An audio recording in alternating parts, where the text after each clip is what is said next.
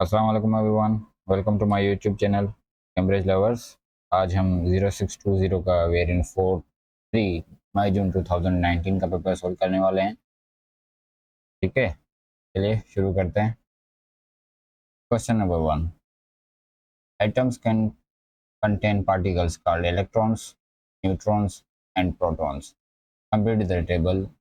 आपको पता है कि एटम्स में कौन कौन से पार्टिकल्स होते हैं। आपके पास इलेक्ट्रॉन्स होते हैं, प्रोटॉन्स होते हैं और न्यूट्रॉन्स होते हैं। तो आपको ये टेबल कंप्लीट करनी है।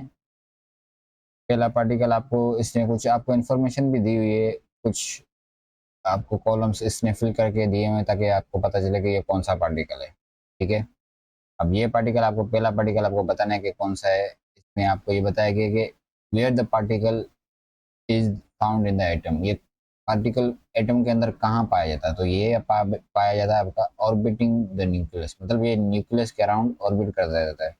तो न्यूक्लियस के अराउंड आपको यहीं से पता चल रहा है कि कौन सा पार्टिकल जो है न्यूक्लियस के अराउंड ऑर्बिट करता है, वो आपके होते हैं इलेक्ट्रॉन्स।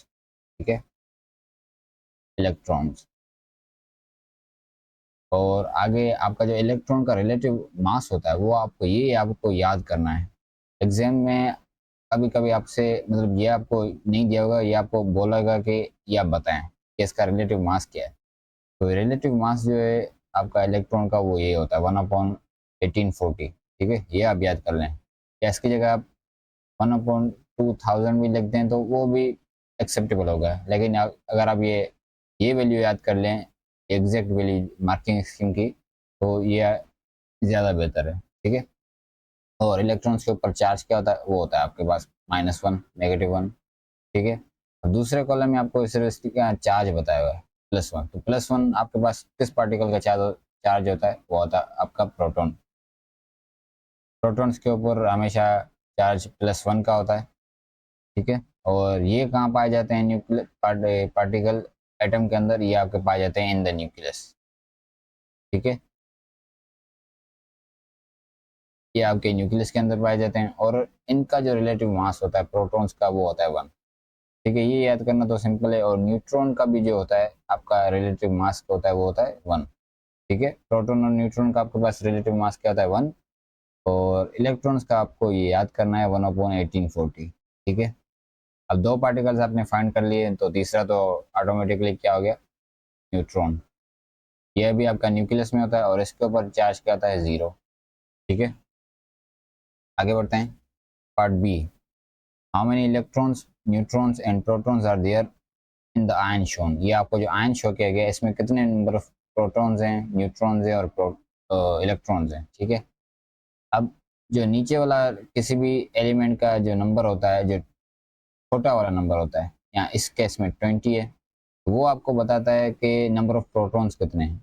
और एक एलिमेंट को जो आइडेंटिटी देता है वो भी उसका प्रोटॉन नंबर या एटॉमिक नंबर जिसे हम कहते हैं वो देता है। ठीक है, तो इस केस में आपका जो 20 है वो प्रोटॉन नंबर, तो यानी नंबर ऑफ प्रोटॉन्स 20।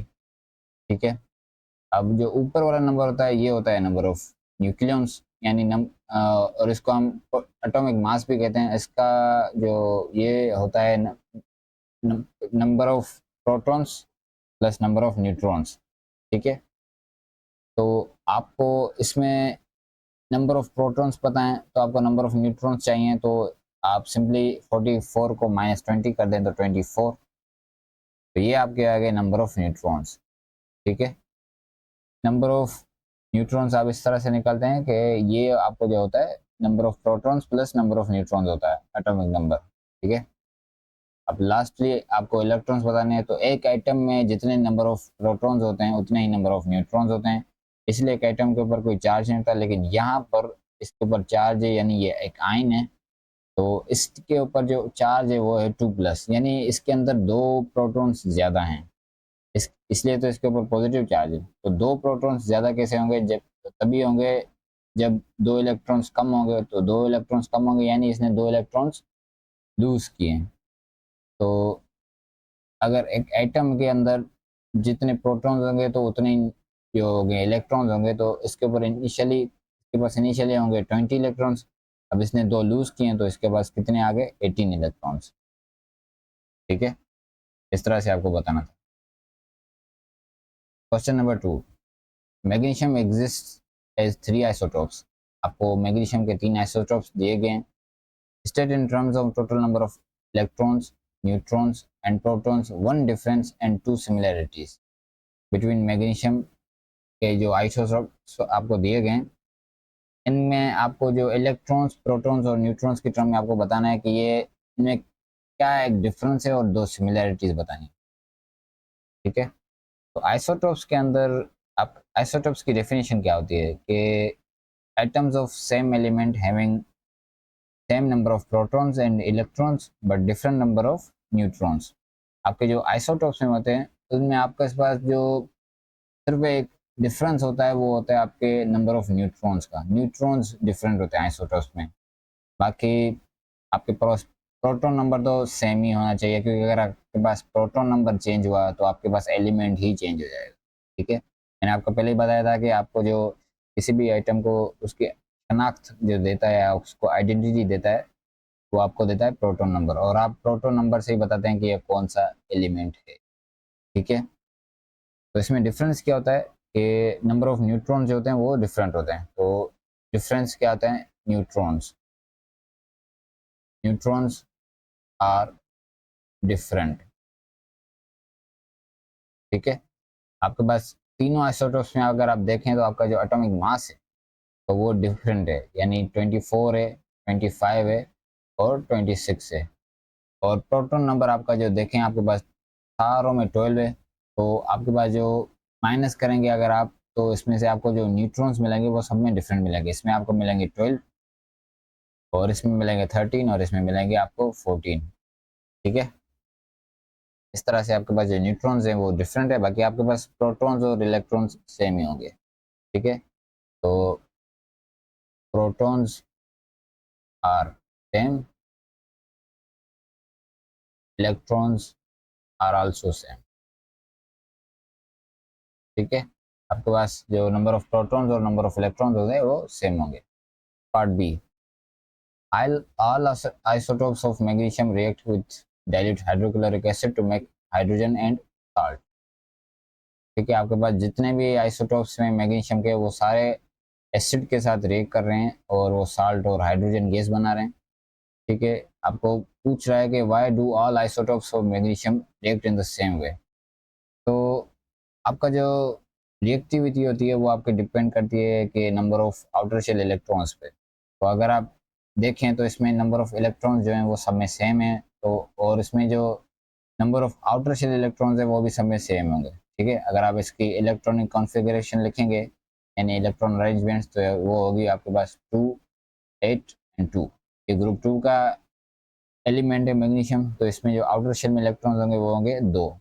ठीक है, और सब में 2 होंगे। तो आपके पास जो आउटर शेल में इलेक्ट्रॉन्स है वो सेम है, और आपका मतलब इलेक्ट्रॉन्स तो आपके डिफरेंट है ही नहीं ना, तो इसलिए आपके पास जो है ये सारे सेम वे में रिएक्ट करेंगे। ठीक है, इनकी रिएक्टिविटी चेंज नहीं होगी, क्योंकि सारे आइसोटोप्स की रिएक्टिविटी सेम होगी, क्योंकि इसमें नंबर ऑफ इलेक्ट्रॉन्स भी सेम है और जो आउटर शेल इलेक्ट्रॉन्स है वो भी सेम है। ठीक है, तो आप लिखेंगे same number of electrons and outer shell. आपके पास जो आउटर शेल में इलेक्ट्रॉन्स होंगे वो सेम होंगे। Right a chemical equation for a reaction between magnesium and dilute hydrochloric acid. आपको बोल रहा है कि इसकी केमिकल इक्वेशन लिखें। तो ये मैग्नीशियम रिएक्ट कर रहा है, यानी मेटल जब रिएक्ट करता है एसिड से, यहाँ पर हाइड्रोक्लोरिक एसिड यानी HCl, तो वो बनाता है एक साल्ट, यहाँ पर MgCl2 बनेगा, मैग्नीशियम क्लोराइड, और दूसरा आपके पास हाइड्रोजन गैस।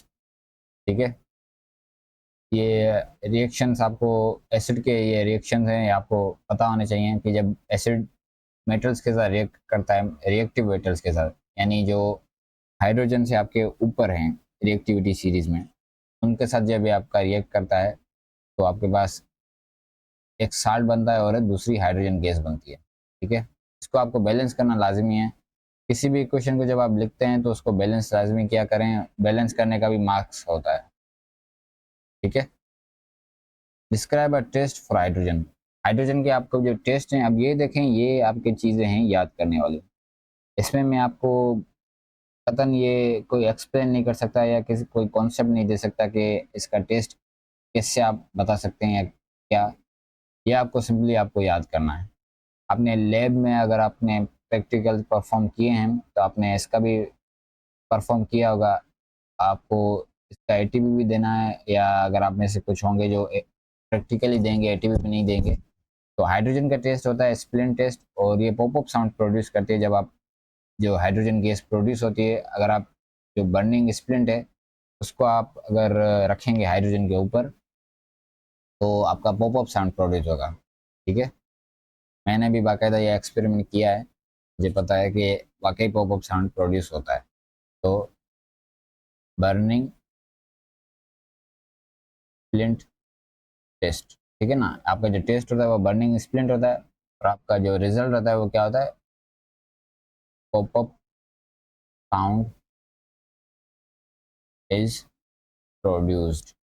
ठीक है, आपका जो पॉपअप साउंड है वो प्रोड्यूस्ड होगा, क्योंकि हाइड्रोजन जो है वो मतलब वायोलेंटली रिएक्ट करती है आपकी ऑक्सीजन के साथ और वाटर बनाती है।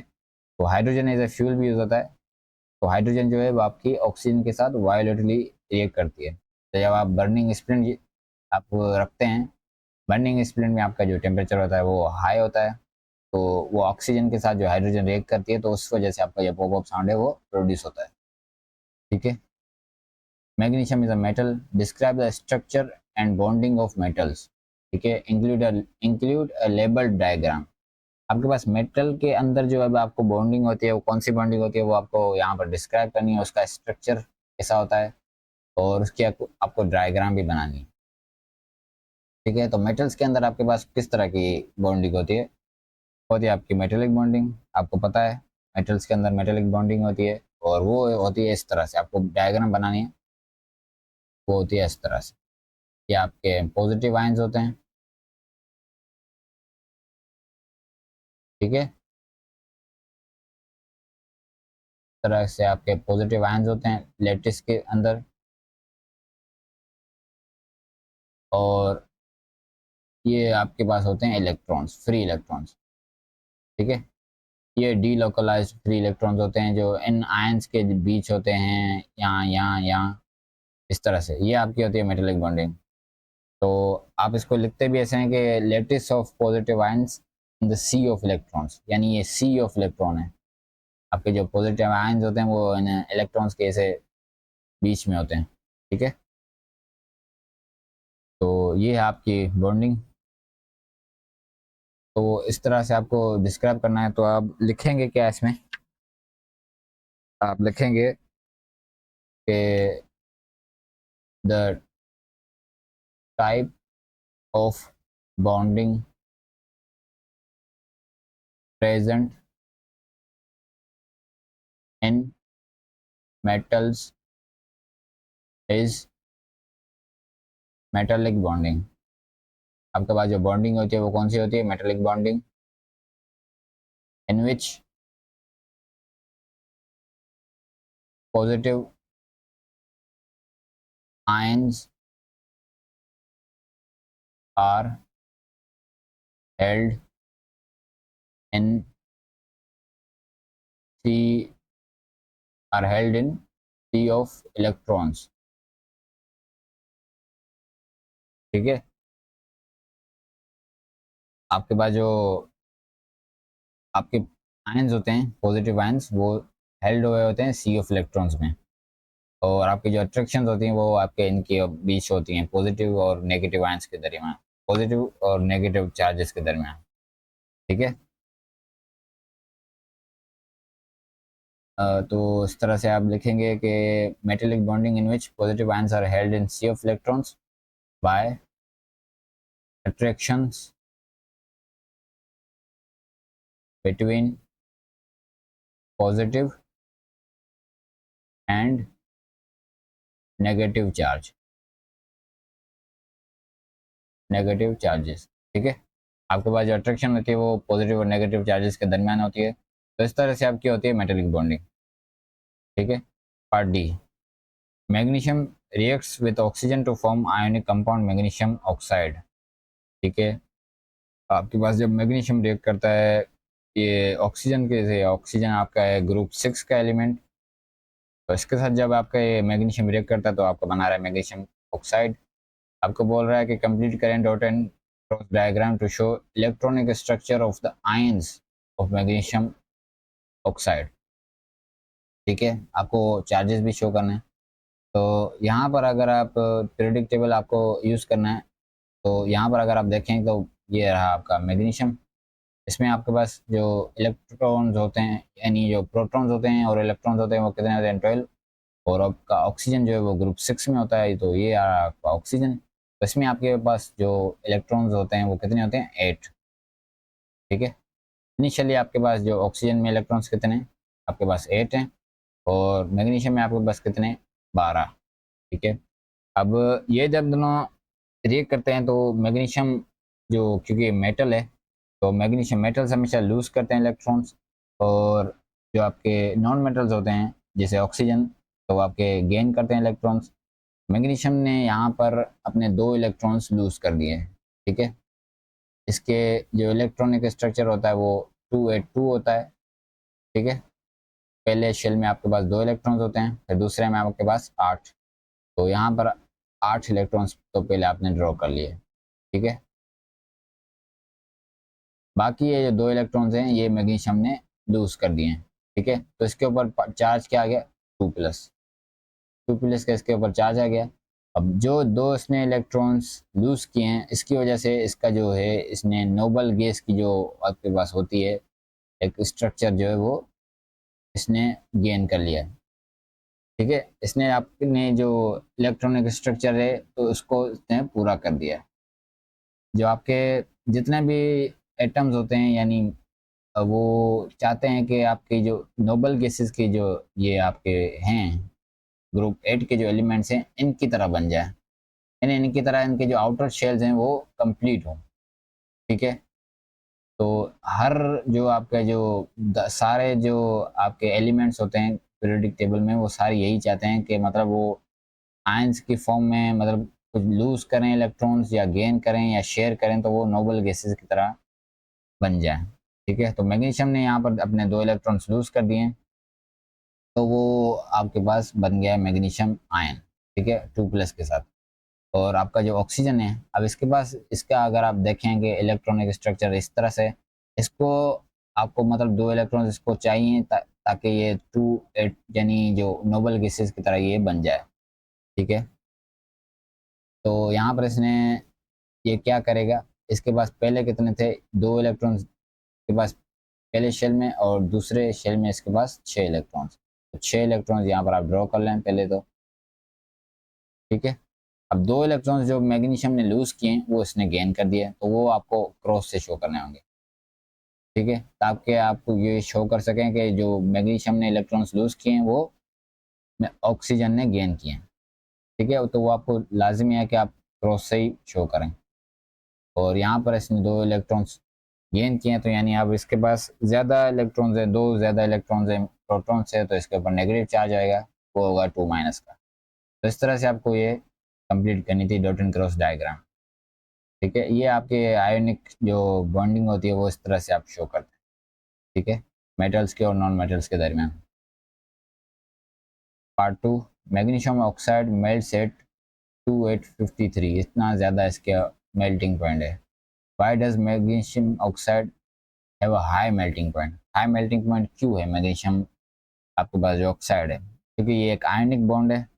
और इसमें जो आपकी अट्रैक्शंस होती हैं वो जो होती हैं पॉजिटिव और negative charge, positive charges ion के दरमियान होती हैं, तो वो ज़्यादा होती हैं अट्रैक्शन। ठीक है, तो आप लिखेंगे strong forces of attractions between oppositely charged ions। ठीक है, आपके पास जो अट्रैक्शन होती हैं वो स्ट्रॉन्ग होती हैं बिटवीन अपोजिटली चार्ज आयंस। ठीक है, एक मार्क से आपको यहाँ पर ये आपको इस तरह से लिखना है।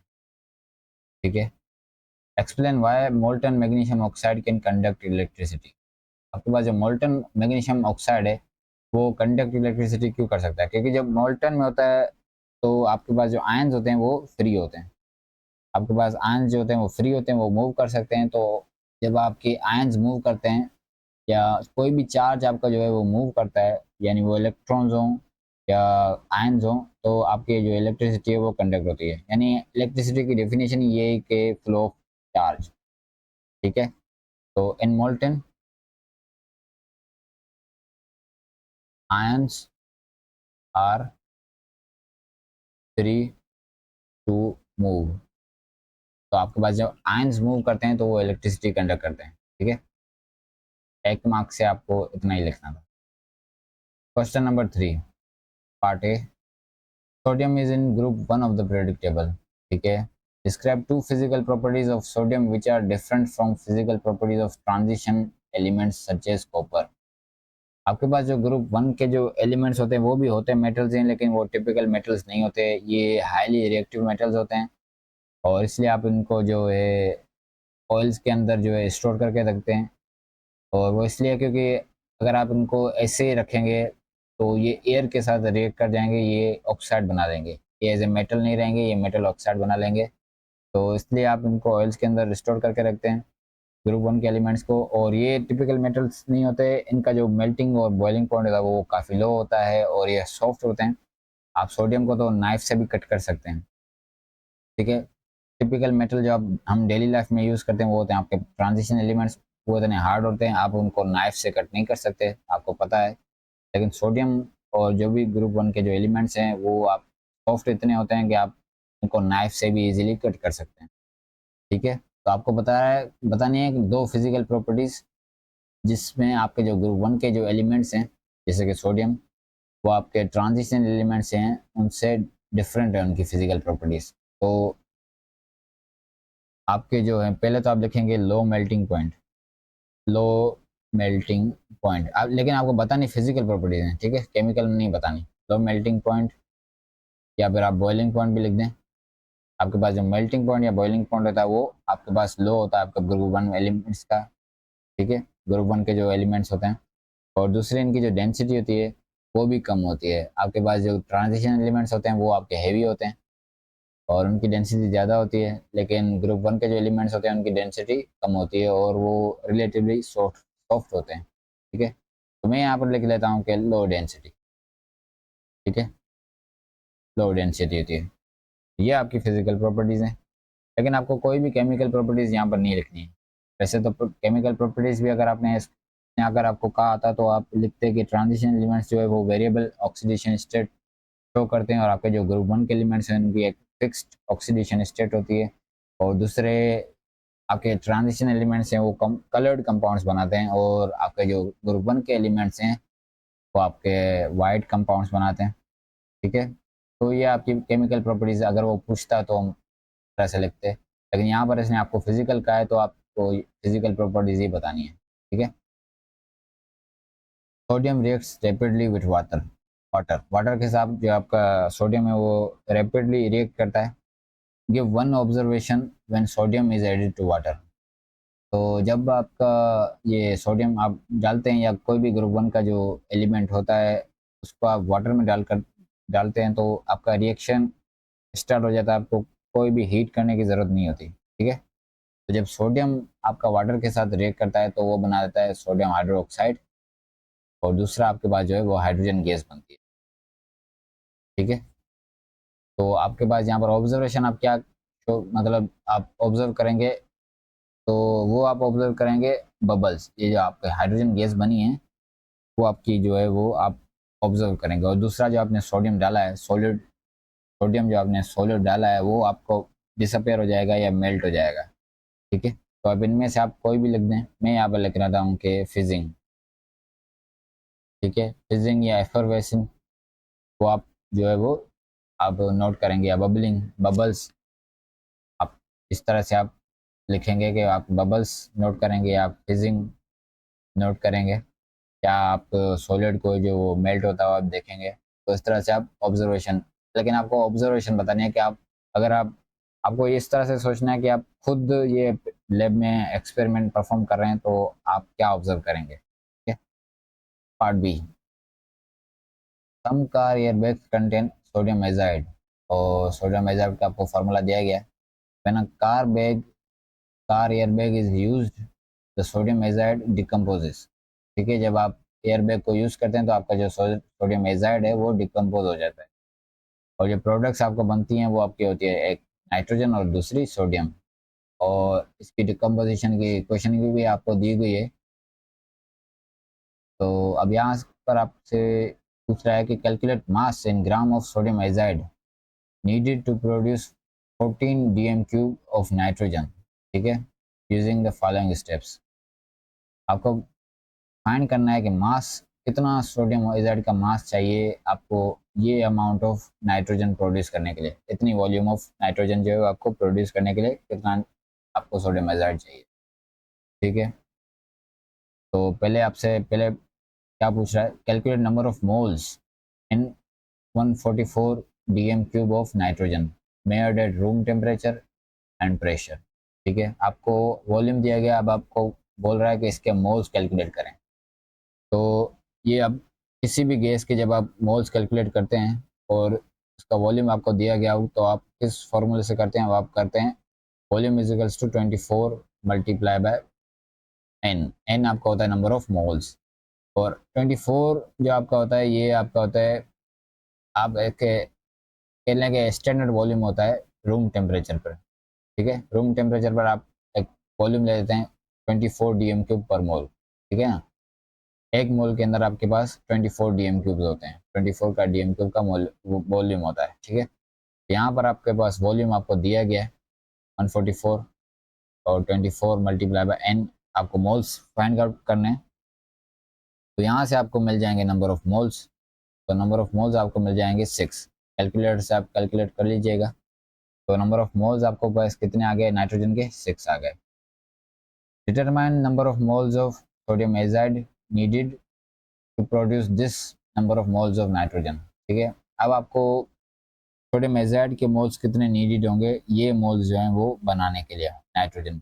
अब आपको रेशियो से कंपेयर करना है कि मतलब कितने सोडियम एजाइड के आपको मोल्स चाहिए होंगे, वो आप रेशियो बताएंगे आप इक्वेशन से। तो अब अगर आप सोडियम एजाइड यहाँ पर लें और नाइट्रोजन गैस का जो आप लें, अगर आप इसका रेशियो करें तो इक्वेशन में आपको जो इसका रेशियो देगा वो दिया गया 2:3। ये देखें आप इक्वेशन में नाइट्रोजन के कितने मोल्स हैं जो रिएक्ट कर रहे हैं सोडियम एजाइड से, यानी मतलब कितने सोडियम एजाइड के मोल जो हैं वो डिकम्पोज हुए हैं, तो कितने नाइट्रोजन के मोल बने हैं वो आपको यहाँ से रेशियो पता चल गई। ठीक है, अब आपके पास नाइट्रोजन के कितने मोल्स बने हैं, 6 हैं, तो यहाँ पर आपको सोडियम एजाइड के कितने मोल्स चाहिए होंगे, तो आप क्रॉस मल्टीप्लिकेशन से फाइंड आउट कर लेंगे। तो यहाँ पर आपको x की वैल्यू मिल जाएगी 4। ठीक है, आपको इतने मोल्स सोडियम एजाइड के चाहिए, इतने मोल्स के 4 मोल्स चाहिए आपको सोडियम एजाइड के 6 मोल्स ऑफ नाइट्रोजन बनाने के लिए। ठीक है, अगले पार्ट में आपसे पूछ रहा है कि जो आपका एम आर है सोडियम एजाइड को आप कैलकुलेट करें, तो वो आप पीरियोडिक टेबल की हेल्प से कैलकुलेट करेंगे। तो आपके पास जो सोडियम होता है उसका आपको एटॉमिक मास जो होता है वो आपका होता है 23, प्लस आपके पास नाइट्रोजन जो होता है उसका आपके पास एटॉमिक मास होता है 14। तो 14 मल्टीप्लाई बाय 3, क्योंकि आपके पास 3 नाइट्रोजन हैं, ये आप पीरियोडिक टेबल में भी देख सकते हैं। यहाँ पे आपका ये रहा आपका नाइट्रोजन। ठीक है, या आपका नाइट्रोजन, इसके जो 14 होता है इसका एटॉमिक मास होता है। तो इस तरह से आप कैलकुलेट कर लेंगे इसका एम आर, वो आपके पास बन जाएगा 65। ठीक है, एम आर कैलकुलेट जिस भी मॉलिक्यूल का करना हो या कि जिस भी कंपाउंड का करना हो, तो वो आप पीरियोडिक टेबल से देखकर ही कैलकुलेट करेंगे। ठीक है, calculate the mass of sodium azide needed. अब फाइनली इसने आपसे पूछ लिया कि कितना मास हो जाए वो सोडियम एजाइड का नीडेड होगा 144 डीएम क्यूब ऑफ नाइट्रोजन बनाने के लिए। तो यहाँ पर आप मोल्स का एक और फार्मूला होता है, वो होता है mole is equals to mass upon M R या ए आर। ठीक है, तो यहाँ पर अब आपको मास फाइंड करना है, तो मास इज इक्वल्स टू आपको मोल्स आपने यहाँ पर फाइंड किए हैं सोडियम एजाइड के, वो कितने हैं 4 हैं। और आपने यहाँ पर MR भी इसका कैलकुलेट किया है, वो कितना है 65। तो यहाँ से आप अब इसके मास बता देंगे कितना मास नीड होगा 144 DM³ ऑफ नाइट्रोजन प्रोड्यूस करने के लिए, तो वो आपका होगा 260 ग्राम। ये आप कैलकुलेटर से कैलकुलेट कर लीजिएगा, ठीक है। इस तरह से आपको ये मोल्स की कैलकुलेशन आपको आनी चाहिए, ठीक है। ये फार्मूले आपको याद होने चाहिए, आपको फार्मूले याद होंगे तो आपके लिए कैलकुलेशन करना कोई बड़ी बात नहीं, ठीक है। मोल्स के फार्मूले मास अपॉन MR, ये आप कब यूज़ करते हैं, और वॉल्यूम का जो है वो इस तरह से आपको ये सारे पता होने चाहिए, फार्मूलास ये याद होने चाहिए। पार्ट सी, सम एयरबैग्स कंटेन सिलिकॉन फोरऑक्साइड, ठीक है। अब कुछ आपके एयरबैग्स होते हैं वो सिलिकॉन फोरऑक्साइड आपके पास होते हैं उनमें। When the airbag is used sodium oxide is form. क्या oxides can be classified as acidic, amphoteric, basic और न्यूट्रल, ठीक है। Please classify each of these oxides. अब आपके पास जो मेटल ऑक्साइड्स होते हैं वो आपके पास होते हैं बेसिक ऑक्साइड्स, और आपके पास जो नॉन मेटल ऑक्साइड्स होते हैं वो आपके पास होते हैं एसिडिक ऑक्साइड।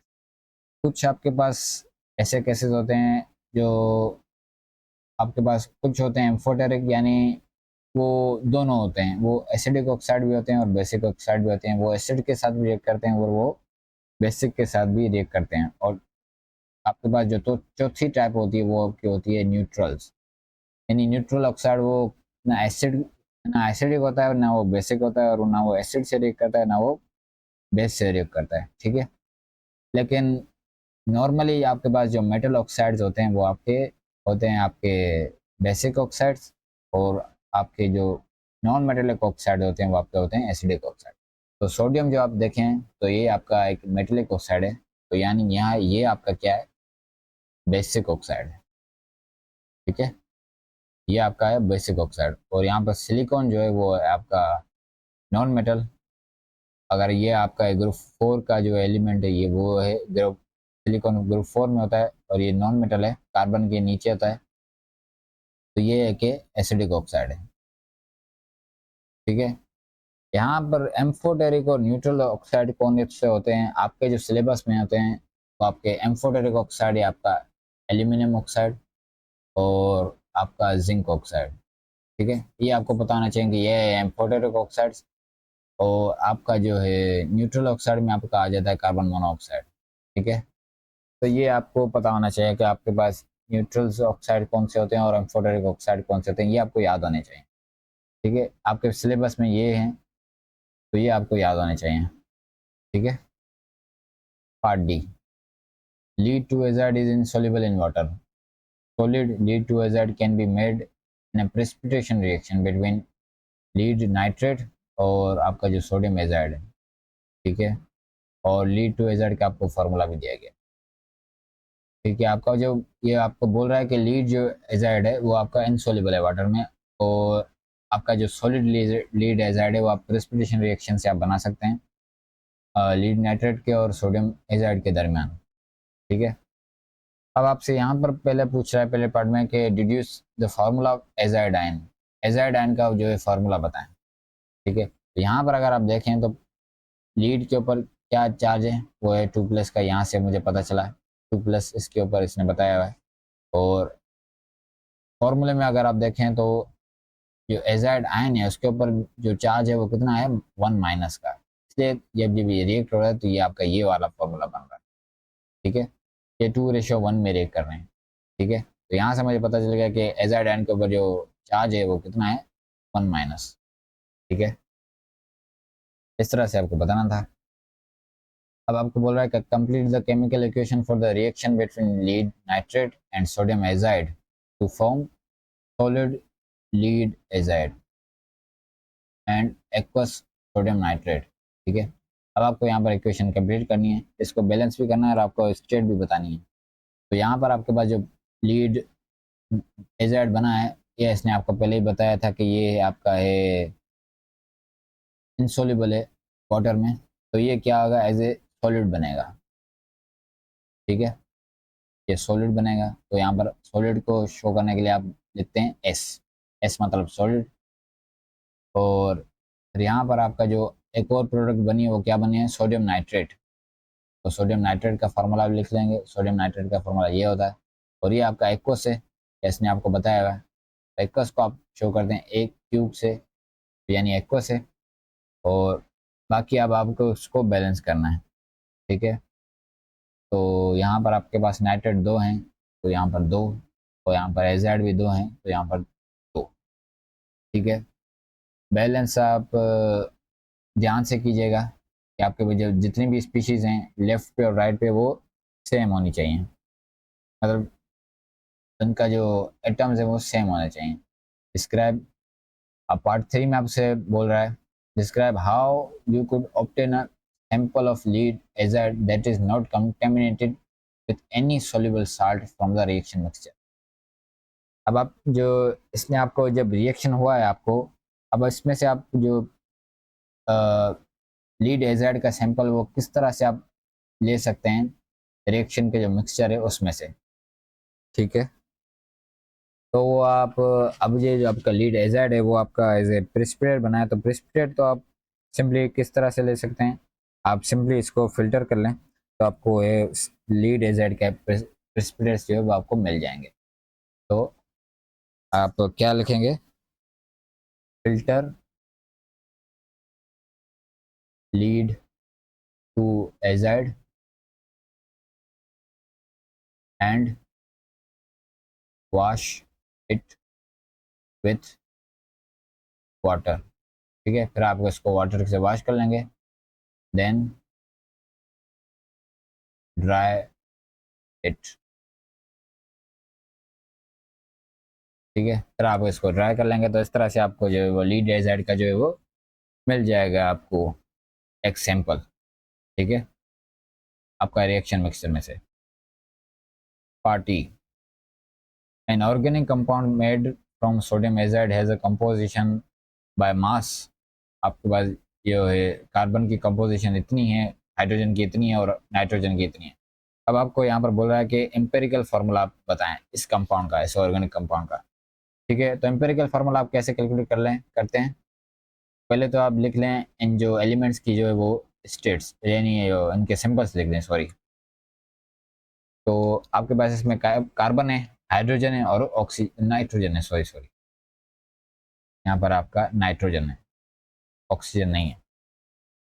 ठीक है, तो आपके पास कार्बन का जो इसने कंपोजिशन दी हुई है आपको वो कितनी दी हुई है, 49.5।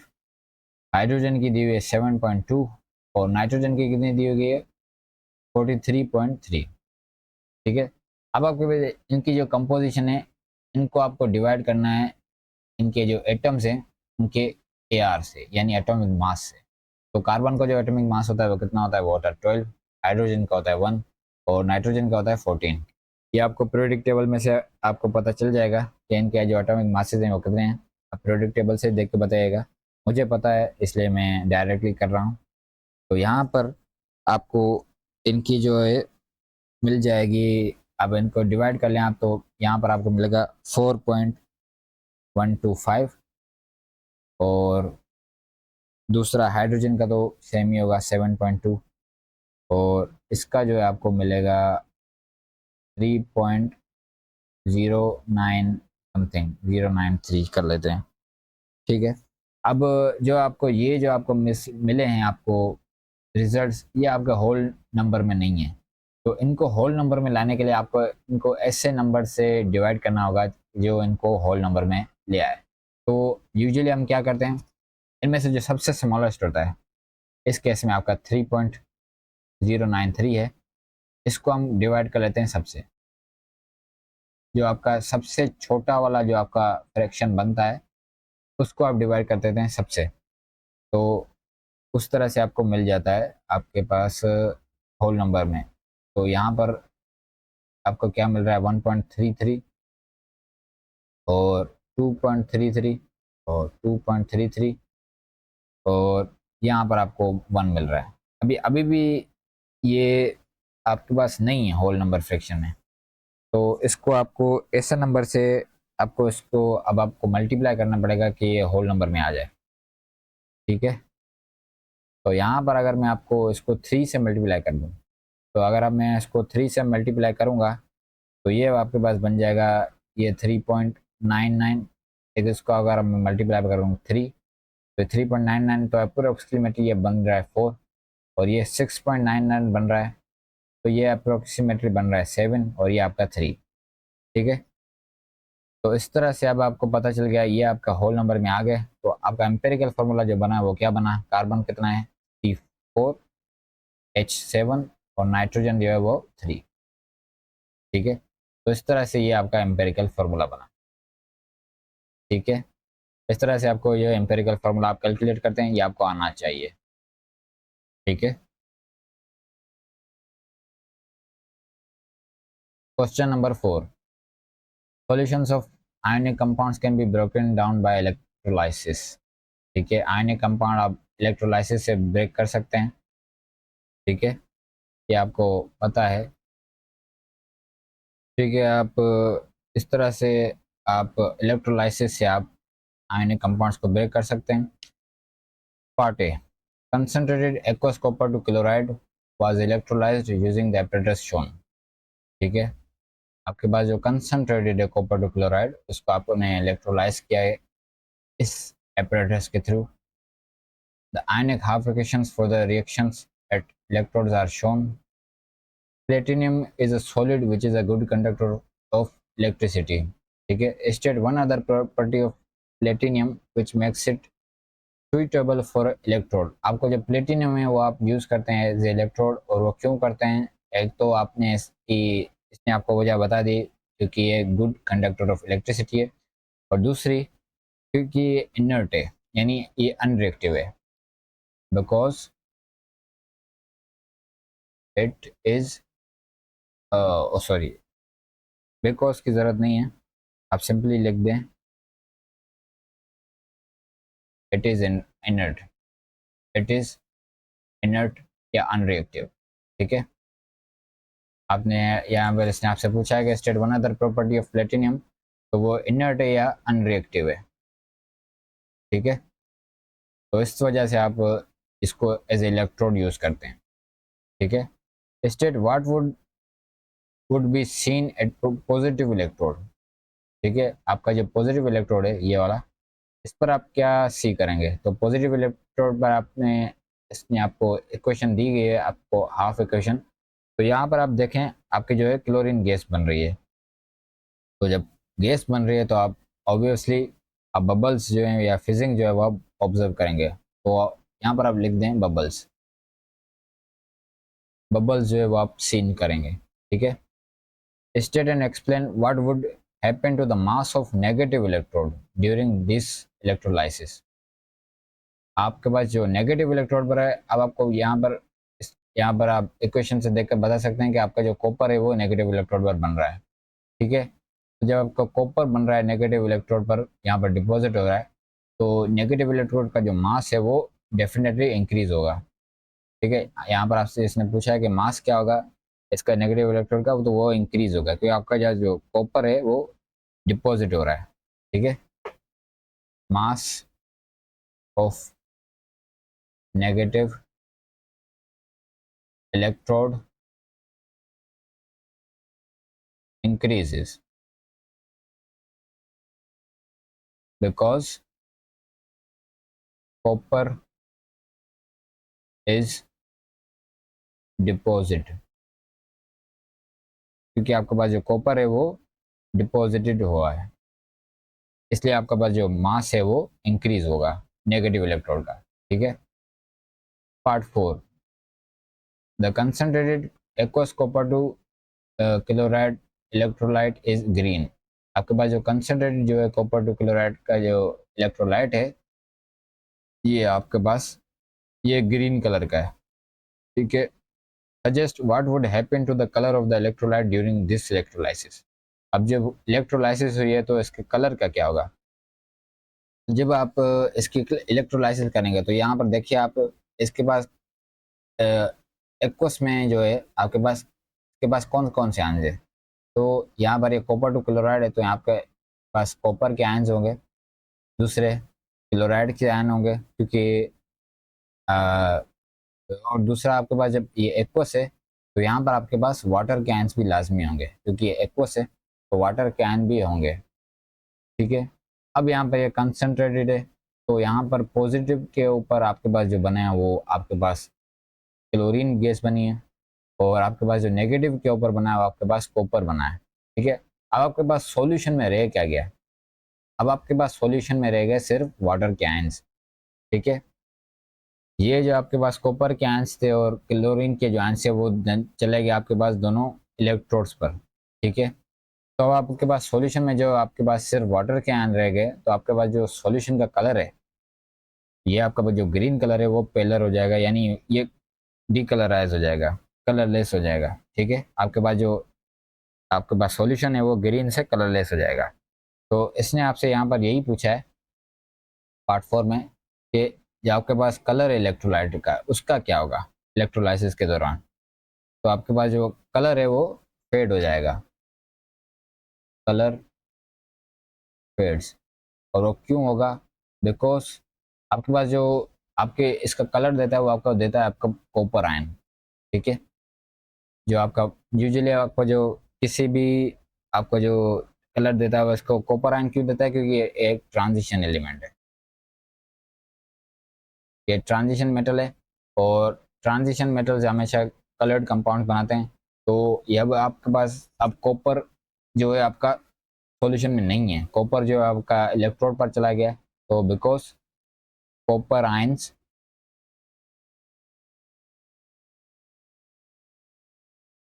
आपके पास जो कॉपर आयंस है वो रिमूव हो गए, तो copper ions are removed from solution. आपके पास जो सॉल्यूशन में से आपके पास जो कॉपर के आयंस हैं वो अब आपके रिमूव हो गए, तो इस वजह से जो आपका कलर है वो फेड हो गया, यानी वो कलर फेड हो गया या डीकलराइज हो गया, कलरलेस हो गया, तो वो आप लिख सकते हैं, ठीक है।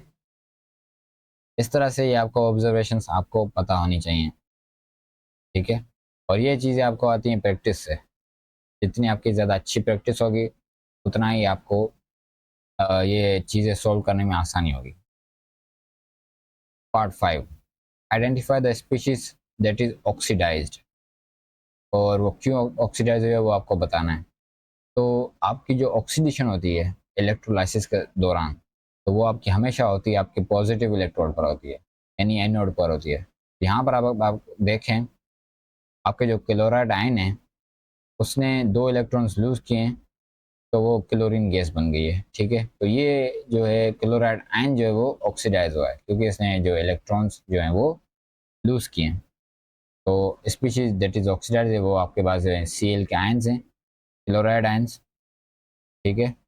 या इसकी जगह आप क्लोराइड आयन लिख दें, इसका नाम क्लोराइड आयंस। और वो क्यों हो हैं ऑक्सीडाइज, क्योंकि because they it has lost electrons, because it has loses electrons, क्योंकि इसने इलेक्ट्रॉन्स जो हैं वो लूज किए हैं, ठीक है।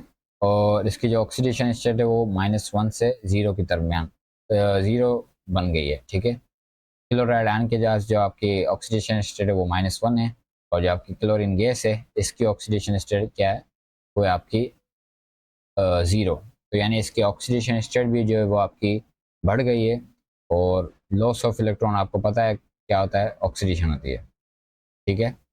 Part B, metal objects can be electroplated with silver, ठीक है। Describe how a metal spoon can be electroplated with silver, include what to use as a positive electrode and as a negative electrode, what to use as electrolyte, and ionic half equation for the formation of silver, ठीक है।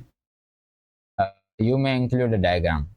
तो अब आप इसकी electroplating जब आप करवाते हैं, तो उसमें आप जो जिस चीज़ से आप इलेक्ट्रोप्लेट करवाना चाहते हैं वो आप लेते हैं एज ए एनोड, और जिसको आप इलेक्ट्रोप्लेट करवाना चाहते हैं वो आप लेते हैं एज ए कैथोड। मैं आपको यहाँ पर शो कर देता हूँ। ये मैं लेता हूँ आपका पावर सप्लाई, ठीक है। और ये आपका मैं ले लेता हूँ एज ए कंटेनर, और इसमें ये सॉल्यूशन में डिप हुआ हुआ है। ठीक है, इसको मैं ले लेता हूँ as a positive positive electrode, और इसको मैं ले लेता हूँ एज ए नेगेटिव इलेक्ट्रोड। तो अब आपका यहाँ पर जो पॉजिटिव इलेक्ट्रोड है यानी एनोड जो है, वो आपका जिस चीज़ से आप इलेक्ट्रोप्लेट करवाना चाहते हैं, तो इस केस में आप क्या किस चीज़ से आप इलेक्ट्रोप्लेट करवाना चाहते हैं, वो आप करवाना चाहते हैं सिल्वर से। ठीक है, तो आपका जो एनोड है वो सिल्वर का होना चाहिए, और कैथोड पर आपका होना चाहिए स्पून, जिसको आप इलेक्ट्रोप्लेट करवाना चाहते हैं। ठीक है, और आपके पास जो इलेक्ट्रोलाइट होना चाहिए, वो होना चाहिए आपके पास जो आपका एनोड है उसका जो कोई भी सॉल्यूशन होना चाहिए, एक्वस सॉल्यूशन। तो यहाँ पर मैं ले लेता हूँ सिल्वर नाइट्रेट। ठीक है, आपके पास लाजमी है कि आपके पास जो एनोड है यानी आपका जिस चीज़ से आप इलेक्ट्रोप्लेट करवाना चाहते हैं उसका ही आपके पास एक्वस सॉल्यूशन होना चाहिए इलेक्ट्रोलाइट के तौर पर। ठीक है, तो यहाँ पर आपका मैं ले लेता हूँ सिल्वर नाइट्रेट, क्योंकि नाइट्रेट जो आपके पास होते हैं वो सारे सोल्यूबल होते हैं, तो मैं सिल्वर नाइट्रेट ले लेता हूँ। ठीक है, और नाइट्रेट मुझे कैसे पता चला कि सारे नाइट्रेट्स सोल्यूबल होते हैं, ये आपके सिलेबस में ये चीज़ें आपको याद करनी है कि कौन से नाइट्रेट्स आपके सोल्यूबल हैं, कौन से सल्फेट्स आपके सोल्यूबल हैं, कौन से नहीं हैं, तो ये सारी चीज़ें।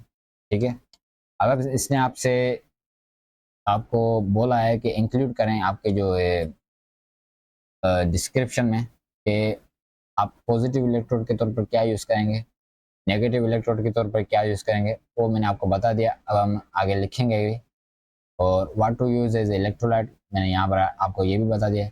अब आपको सिंपली एक काम रह गया, वो है आपको आयनिक हाफ इक्वेशन लिखना सिल्वर की फॉर्मेशन की। ठीक है, तो यहाँ पर आप लिख दें कि spoon is used as a cathode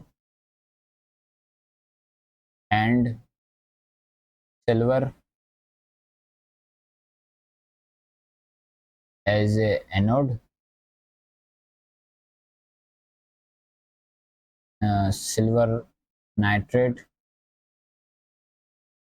is used as a electrolyte। ठीक है, और बाय द वे आप अगर ये डायग्राम ना भी बनाए तो कोई मसला नहीं है, इसने बोला you may include A diagram. ठीक है, आप बना सकते हैं अगर आप बनाना चाहें, और अगर आप नहीं बनाएंगे तो उसका कोई मतलब आपका मार्क्स डिडक्ट नहीं होगा। ठीक है, ये आपकी अपनी चॉइस है। तो मैंने आपको ऐसे समझाने के लिए आपको बना दी डायग्राम, और अगर आप ना भी बनाए तो कोई मसला नहीं है। ठीक है, आयनिक हाफ इक्वेशन, और वो आयनिक हाफ इक्वेशन आपको किसकी लिखनी है, फॉर्मेशन ऑफ सिल्वर, यानी आपको जो सिल्वर यहाँ से एनोड से जब आपके आयंस बने और यहाँ पर जब इलेक्ट्रोप्लेटिंग हुई है सिल्वर की, तो उसकी आपको जो है वो सिल्वर फॉर्म कैसे हुआ उसकी आपको लिखनी है।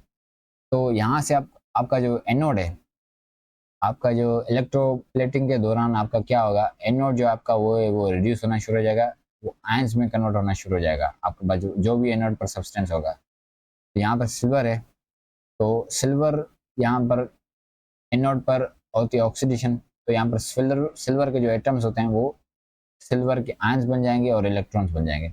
आपके पास जो इलेक्ट्रॉन्स हैं वो यहाँ पर ऐसे वायर में इलेक्ट्रिसिटी कंडक्ट करेंगे, और आपके पास जो सिल्वर के आयंस होंगे वो ऐसे सॉल्यूशन में चले जाएंगे। ठीक है, और फिर वो जाएंगे कैथोड पर, कैथोड पर होगी इनकी रिडक्शन, ये कैथोड पर जाके इलेक्ट्रॉन्स गेन करेंगे और ये फिर से बना लेंगे सिल्वर के एटम। ठीक है, तो यहाँ पर सिल्वर जो आपको यहाँ पर डिपॉजिट होना शुरू हो जाएगा। तो आपके जो सिल्वर बनने की जो आपको है हाफ इक्वेशन शो करनी थी, फॉर्मेशन ऑफ सिल्वर। ठीक है, तो वो आपको लिखनी है, सिल्वर के जो आयंस होते हैं वो इलेक्ट्रॉन्स गेन करते हैं और वो बना लेते हैं सिल्वर। ठीक है, इस तरह से आपका जो सिल्वर जो है वो फॉर्म होता है। ठीक है, part 2, give one reason why metal spoons are electroplated with silver. आपके पास जो है मेटल स्पून है उनको इलेक्ट्रोप्लेट क्यों किया जाता है सिल्वर से या किसी भी सब्सटेंस से। वो हम किसी भी सब्सटेंस को इलेक्ट्रोप्लेट इसलिए करवाते हैं ताकि उसको ज़्यादा अट्रैक्टिव बना सकें, ज़्यादा जो मोर उसकी अपीयरेंस को जो है इम्प्रूव कर सकते हैं, उसको ज़्यादा शाइनी बना सकें, अट्रैक्टिव बना सकें। और या फिर आपको जो है उसकी जो रेजिस्ट होता है, आपके काफ़ी सब्सटेंस होते हैं वो रस्ट होते हैं, तो रस्टिंग से प्रिवेंट करने के लिए या कोरोजन से प्रिवेंट करने के लिए आप उनको जो है इलेक्ट्रोप्लेटिंग करवाते हैं। तो उनमें से आप कोई भी लिख दें, मैं यहाँ पर लिखता हूँ कि टू इम्प्रूव अपीयरेंस, ठीक है, या make to make them more shiny या अट्रैक्टिव, या इस तरह से आप लिख सकते हैं, ठीक है। Question number 5, carboxylic acids react with alcohols to form esters, और आपका जो रिएक्शन है वो रिवर्सिबल है। ये आपको पता होना चाहिए कि जब आपका अल्कोहल्स और कार्बोक्सिलिक एसिड ईस्टर बनाते हैं तो आपका हमेशा रिएक्शन जो है वो रिवर्सिबल होता है। ये आपको कंडीशन पता होनी चाहिए, याद होनी चाहिए। The equation for the reaction between ethanoic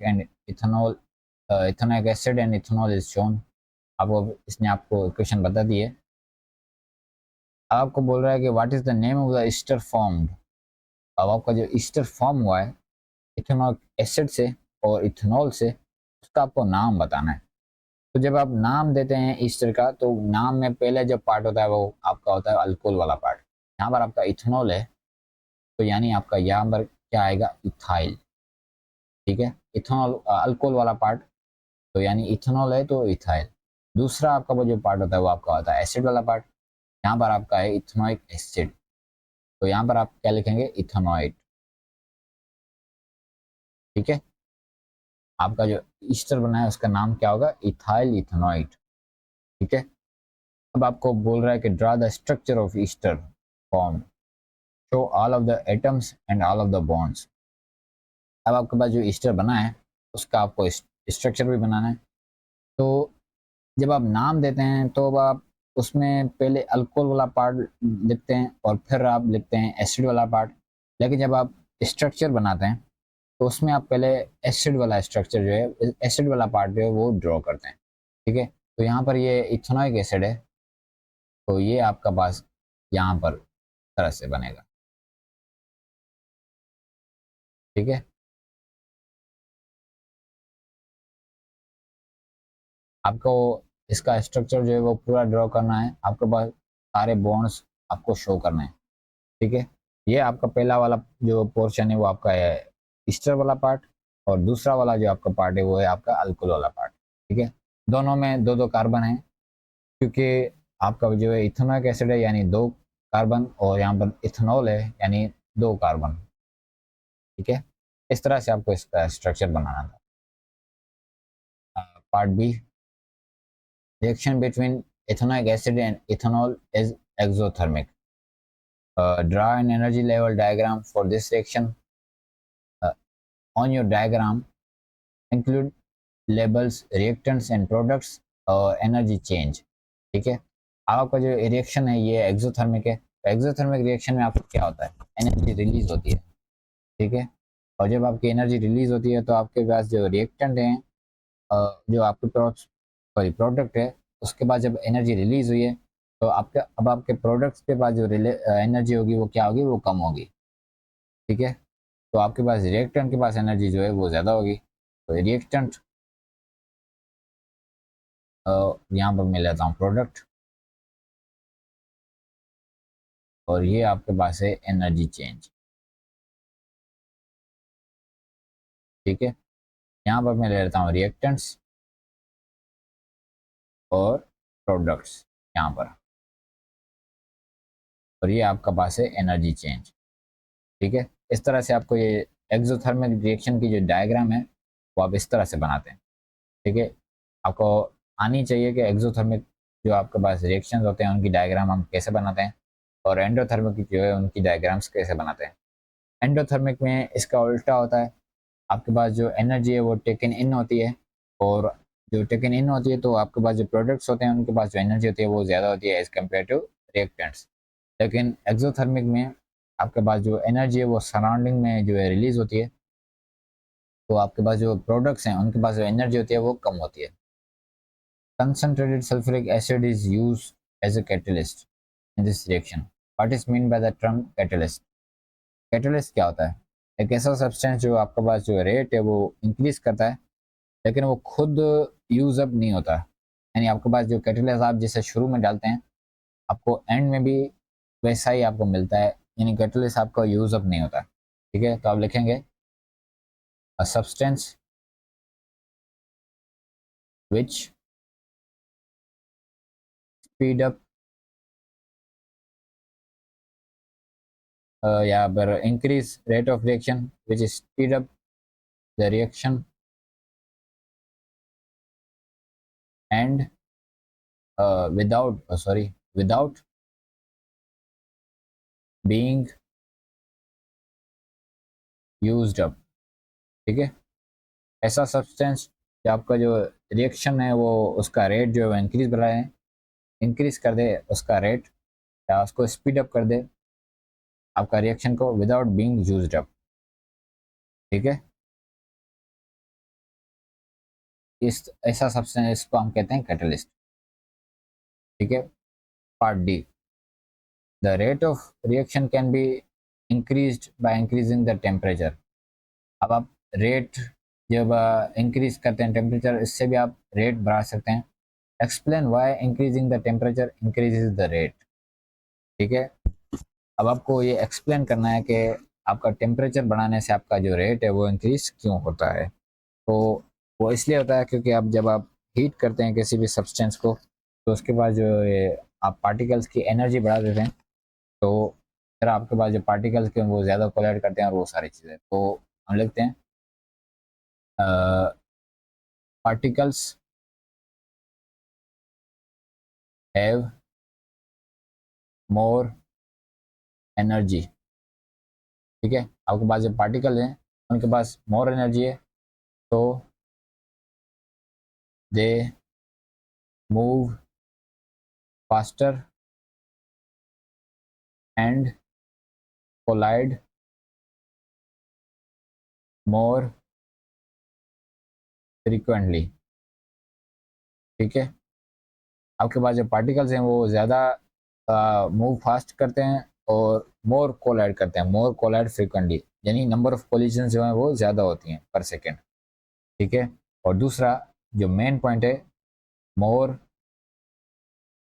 particles have energy greater then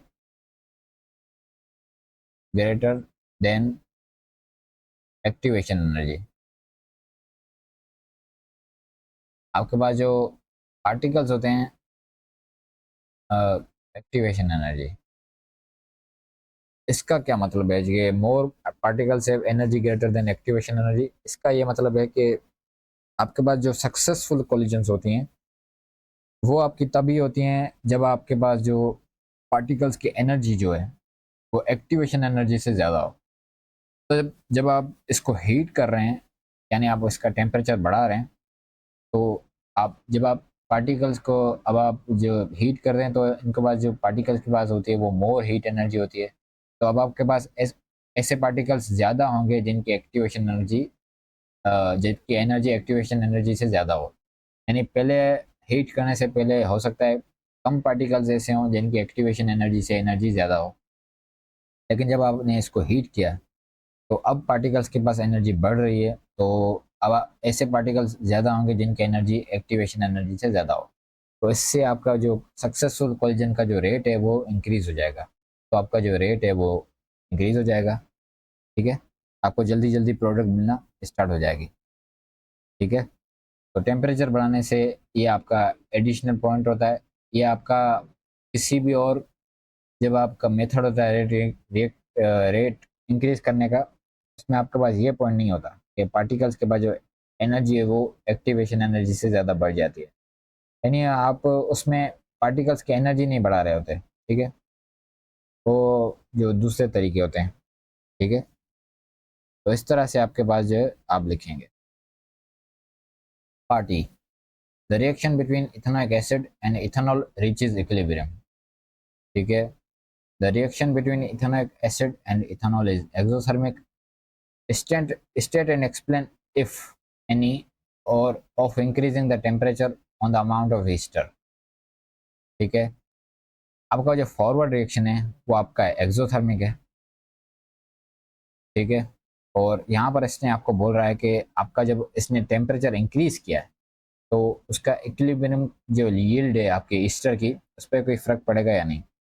तो आपकी जो ईस्टर की जो यील्ड है वो होगी लेस होगी, क्योंकि आपके पास जो फॉरवर्ड रिएक्शन है वो एक्सोथर्मिक है। तो एक्सोथर्मिक जब आपका फॉरवर्ड रिएक्शन है तब आप टेम्परेचर कम करेंगे तो आपके जो इक्विलिब्रियम है वो आपका राइट साइड पर यानी प्रोडक्ट साइड पर शिफ्ट होगा। और अब आप जब इसको करेंगे हीट करेंगे यानी इसका टेम्परेचर बढ़ाएंगे तो आपके पास जो है ज़्यादा आपके पास रिएक्टेंट मिलेगा यानी वो बैकवर्ड डायरेक्शन में जाएगा। ठीक है, तो आप यहाँ पर लिखेंगे less Easter because forward reaction is exothermic. आपके पास जो फॉरवर्ड रिएक्शन है वो एक्सोथर्मिक है, इसलिए आपके पास जो है लेस ईस्टर होगा, क्योंकि आपके पास जो इक्विलिब्रियम की जो पोजीशन है वो लेफ्ट साइड पे शिफ्ट हो जाएगी। Because forward reaction is exothermic, तो equilibrium shift to the left side, यानी लेफ्ट साइड मानी रिएक्टेंट की साइड पर। ठीक है, आप रिएक्टेंट की साइड पर भी लिख सकते हैं कि आपके पास जो है वो रिएक्टेंट की साइड पर शिफ्ट हो गया। ठीक है, state and explain the effect if any of removing water from the mixture of the amount of ester at equilibrium। अब आप इसकी इक्वेशन देखें तो जब आपके पास इथेनोइक एसिड और अल्कोहल जो है इथेनॉल जो है रिएक्ट कर रहे हैं तो वो आपका ईस्टर बना रहे हैं और वाटर बना रहे हैं। अब आपने इसने बोला है कि अब आपने वाटर को अगर आप रिमूव कर दें तो आपके पास जो है इक्विलिब्रियम किस साइड पर शिफ्ट होगा। तो यहाँ पर आपने जब वाटर को रिमूव करेंगे तो यानी आपने प्रोडक्ट की कंसंट्रेशन को कम कर दिया है, तो आपका जो रिएक्शन है वो फॉरवर्ड डायरेक्शन में जाएगा ताकि वो फिर से जो है आपकी प्रोडक्ट की कंसंट्रेशन बढ़ा दे, इक्विलिब्रियम वो इस्टेब्लिश करने की फिर कोशिश करेगा। ठीक है, तो यहाँ पर आप क्या लिखेंगे, मोर Easter would form because equilibrium will shift to right side to replace water। आपके पास जो इक्विलिब्रियम है वो शिफ्ट होगा राइट साइड पर ताकि आपके पास जो प्रोडक्ट की कंसंट्रेशन है उसको फिर दोबारा बढ़ा दे। जब आप प्रोडक्ट की कंसंट्रेशन कम करते हैं जैसे इस केस में आपने वाटर रिमूव कर दिया तो यानी आपने प्रोडक्ट की कंसंट्रेशन को कम कर दिया, तो आपके पास अब रिएक्टेंट की कंसंट्रेशन ज़्यादा है तो इक्विलिब्रियम स्टेब्लिश नहीं रहा। ठीक है, यानी आपके पास रिएक्टेंट ज़्यादा है और प्रोडक्ट कम है तो आपके पास जो है इक्विलिब्रियम जो है वो राइट साइड यानी आपके पास प्रोडक्ट ज़्यादा बनाएगा ताकि वो आपकी जो प्रोडक्ट की कंसंट्रेशन कम है वो अब बढ़ जाए, यानी दोनों को बैलेंस करने की कोशिश करेगा फिर से। ठीक है, तो इस तरह से आप इसकी आपका ईस्टर जो है आपको ज़्यादा मिलेगा। ठीक है, question number 6, 2 hydrocarbons have structures shown. आपके पास 2 हाइड्रोकार्बन के आपको स्ट्रक्चर दिए गए हैं। Why are these 2 compounds hydrocarbon. आपके पास ये जो कंपाउंड्स हैं वो हाइड्रोकार्बन क्यों हैं, because they contain hydrogen and carbon only. इनको हम हाइड्रोकार्बन क्यों कहते हैं, क्योंकि इनके पास जो है सिर्फ हाइड्रोजन है और ऑक्सीजन है, और हाइड्रोजन है वो कार्बन है। ठीक है, इसलिए आप इनको कहते हैं हाइड्रोकार्बन। ठीक है, because they contain only hydrogen and carbon. Part 2, hydrocarbon B reacts in the same way as typical alkenes. ठीक है, describe a chemical test to tell the difference between hydrocarbon A and hydrocarbon B. ठीक है, state the name of the reagent you would use and the result you would obtain with hydrocarbon A and hydrocarbon B. ठीक है, अब आपको एक ऐसा chemical test बताना है कि आपके पास जो डिफरेंस बता सके हाइड्रोकार्बन ए है और हाइड्रोकार्बन बी में। तो यहाँ पर अगर आप देखें तो आपका पास जो हाइड्रोकार्बन ए है वो है आपका अनसैचुरेटेड, और वो अनसैचुरेटेड क्यों है, वो है आपका डबल बॉन्ड की वजह से। और आपके पास जो है हाइड्रोकार्बन बी है उसमें कोई डबल बॉन्ड नहीं है, तो यानी ये है एक सैचुरेटेड हाइड्रोकार्बन। ठीक है, तो अनसैचुरेशन का जो आपके पास जो टेस्ट होता है वो आपका होता है ब्रोमीन वाटर टेस्ट। ठीक है, तो आप जो रिएजेंट यूज़ करेंगे वो आप यूज़ करेंगे ब्रोमीन वाटर। ठीक है, और उसका रिजल्ट आपके पास जो है हाइड्रोकार्बन ए के साथ क्या होगा, आपके पास जो है सॉल्यूशन बिकम बिकम्स कलरलेस। ठीक है, आपके पास जो ब्रोमीन वाटर होता है वो ऑरेंज होता है, लेकिन जब आप इसको डालेंगे हाइड्रोकार्बन ए में तो यहाँ पर डबल बॉन्ड टूट जाएगा और आपका जो ब्रोमीन है वो यहाँ पर अटैच हो जाएगा यहाँ पर और यहाँ पर। ठीक है, तो आपके पास जो सॉल्यूशन है वो ब्रोमीन है, जो है ब्रोमीन से ब्रोमाइड आयन बन जाएगी। तो ब्रोमाइड आयन जो कि आपके पास होते हैं वो आपके पास होते हैं कलरलेस। तो आपके पास जो ऑरेंज से आपके पास जो सॉल्यूशन का कलर जो जाएगा वो क्या हो जाएगा, कलरलेस हो जाएगा। तो इससे आपको पता चल जाएगा कि आपके पास जो ऑर्गेनिक कंपाउंड है यानी जो हाइड्रोकार्बन है वो उसके अंदर डबल बॉन्ड है। ठीक है, और अगर आपके पास जो कलर चेंज ना आए कि आपके पास जो कलर है वो ऑरेंज ही रहे, नो चेंज हो जैसे कि हाइड्रोकार्बन बी में, तो आप समझ जाएंगे कि इसके अंदर कोई डबल बॉन्ड नहीं है, ये एक सैचुरेटेड हाइड्रोकार्बन है। ठीक है, आपके पास जो सैचुरेटेड हाइड्रोकार्बन होते हैं वो आपके पास ब्रोमीन वाटर से रिएक्ट नहीं करते, और जिसके अंदर डबल बॉन्ड होता है अनसैचुरेटेड हाइड्रोकार्बन, वो आपके पास ब्रोमीन वाटर के साथ वो रिएक्ट कर जाता है। ठीक है, आपके पास जो अल्कीन्स होते हैं यानी जिसके अंदर डबल बॉन्ड होता है वो ज़्यादा रिएक्टिव होते हैं एज कम्पेयर टू अल्केन्स, और वो इसलिए ज़्यादा रिएक्टिव होते हैं उनके डबल बॉन्ड की वजह से। ठीक है, कार्बन कार्बन डबल बॉन्ड की वजह से। Part B, alkenes react with steams to form alcohols, compound C is an alcohol.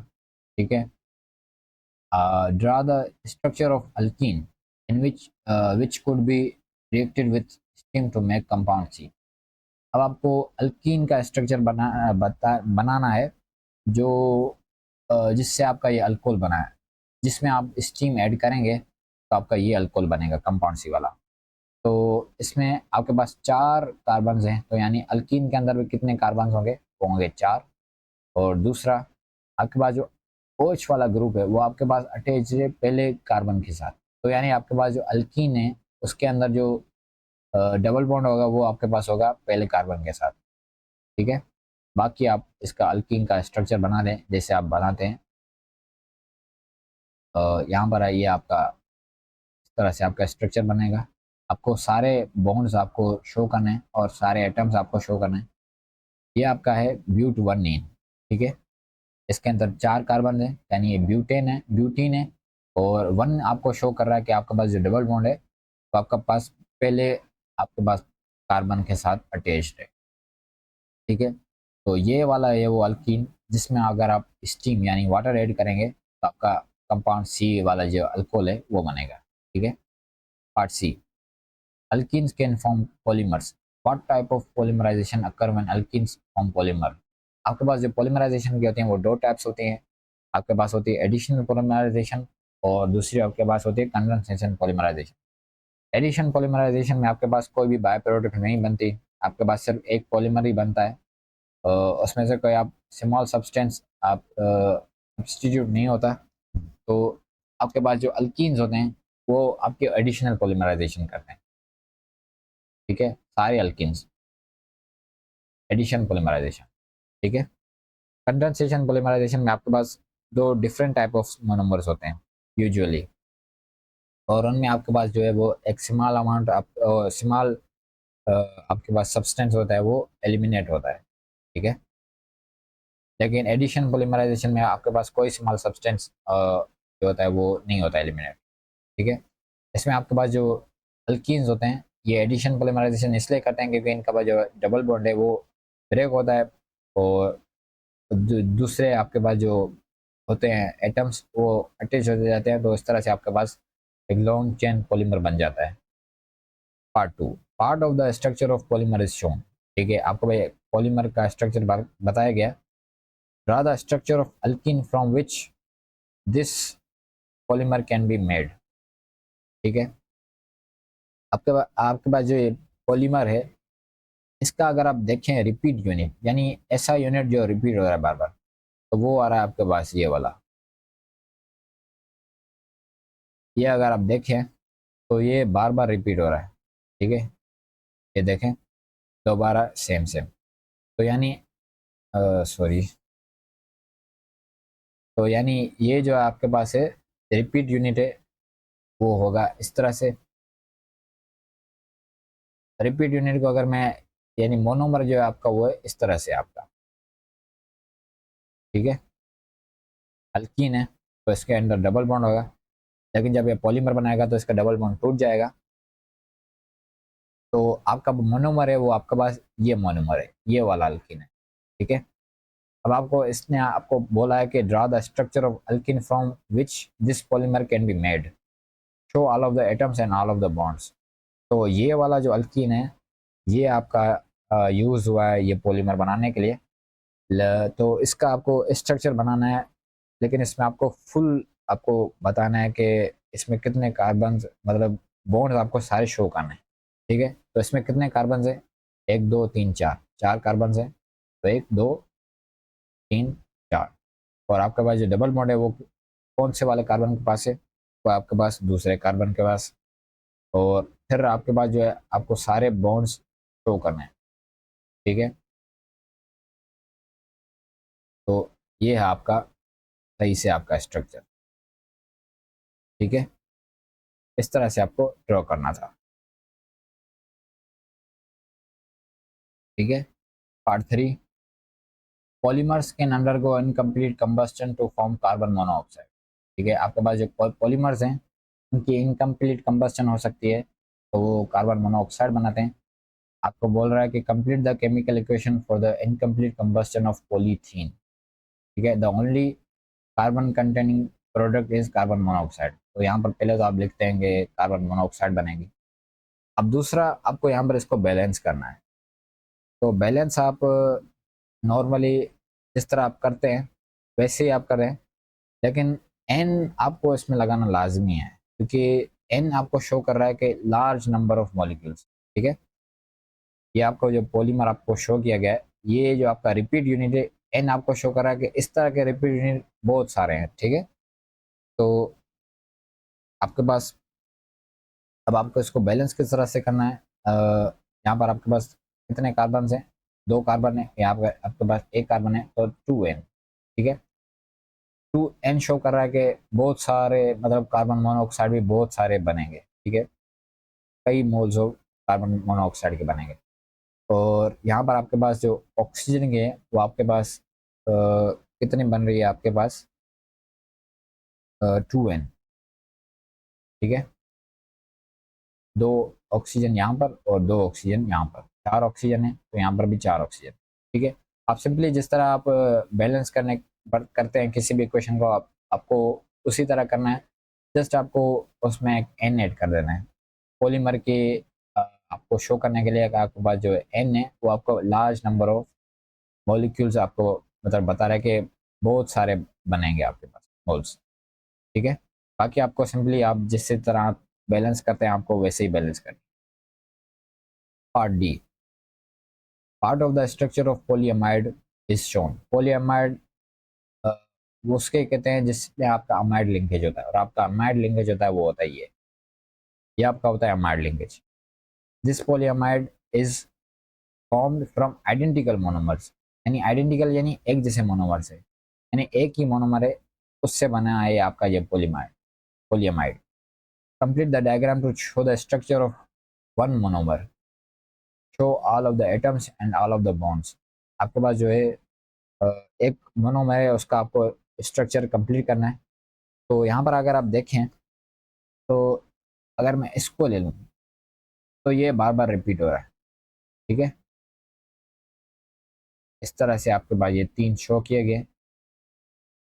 तो इसमें अगर आप देखेंगे एक तरफ आपके पास जो है कार्बोक्सिलिक एसिड वाला पार्ट अटैच्ड है और दूसरी तरफ आपके पास जो अमाइन वाला यानी NH वाला पार्ट अटैच्ड है। तो यहाँ पर ये इस तरह से आपको बनाना था इसका स्ट्रक्चर, ठीक है। आपके पास जो है पॉलीअमाइड बनता है, आपके पास एक तरफ आपके पास होता है अमाइन वाला यानी NH2 वाला आपके पास ग्रुप अटैच्ड होता है और दूसरी तरफ आपके पास होता है आपका कार्बोक्सिलिक एसिड वाला ग्रुप अटैच्ड, ठीक है। तो इस तरह से आपका बनता है पॉलीअमाइड या अमाइड लिंकेज, ठीक है। तो उसका आपको मोनोमर का स्ट्रक्चर बनाना था, तो आपका स्ट्रक्चर जो है वो इस तरह से बनेगा, ठीक है। तो यहाँ पर आपका जो है पेपर ये ख़त्म होता है। आई होप आपको ये वीडियो पसंद आई होगी। अगर आपको कोई भी क्यूरी हो इस पेपर में या आपको कोई भी चीज़ समझ नहीं आई हो तो आप मुझसे कमेंट्स में पूछ सकते हैं। मैं कोशिश करूँगा कि आपके जो जो भी सवालात हैं उनको आपको जल्दी से आपको रिप्लाई कर दूँ। और अगर आपने अभी तक मेरे चैनल को सब्सक्राइब नहीं किया तो आप सब्सक्राइब कर दें ताकि इस तरह की वीडियोज़ आपको मज़ीद मिलती रहें, ठीक है। Thank you, thanks for watching, see you in next video. और तब तक के लिए अपना ख्याल रखें। अल्लाह हाफिज़।